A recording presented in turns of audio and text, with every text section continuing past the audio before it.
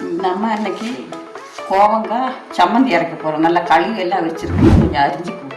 கோவங்காய் எப்படி அரிஞ்சு வச்சுருக்கோம் நம்ம எல்லாம் வதக்கிக்குவோம். துவரம் பருப்பு ரெண்டு மூணு, இந்த வத்தல் ஒரு 3 எண்ணம் போட்டு நல்லா வதக்கிட்டோம். மாற்றி தேங்காய் கோவங்காயம் வதக்கிக்குவோம்.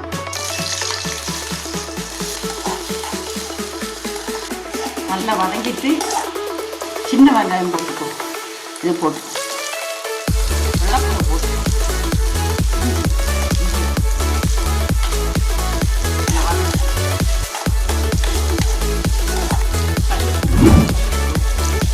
தேங்காய் போட்டுக்குவோம்.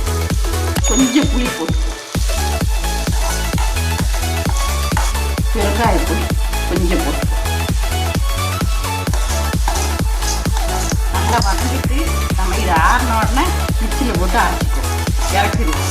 நம்ம இப்போ வறுத்து வச்சோமில்ல வத்தல் மிளகு உளுந்து பருப்பு எல்லாம் அது ஒரு திருக்கு திருக்கிடுவோம். ஒரு திருக்கு திருக்கிட்டோம். அது வந்து இந்த கோவங்காய் வதக்கி வச்சுருக்கோம்ல அதில் எடுத்து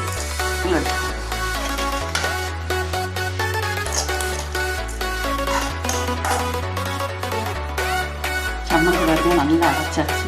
நல்லா சட்டி கரைஞ்சிட்டு தேங்காய் ஒரு கரண்டி வச்சுக்கோம். கடுகு ஒரு கரண்டி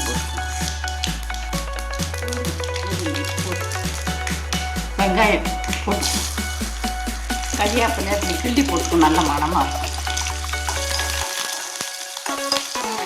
நல்லா வதங்கிட்டு அந்த சட்னியை இதில் போட்டு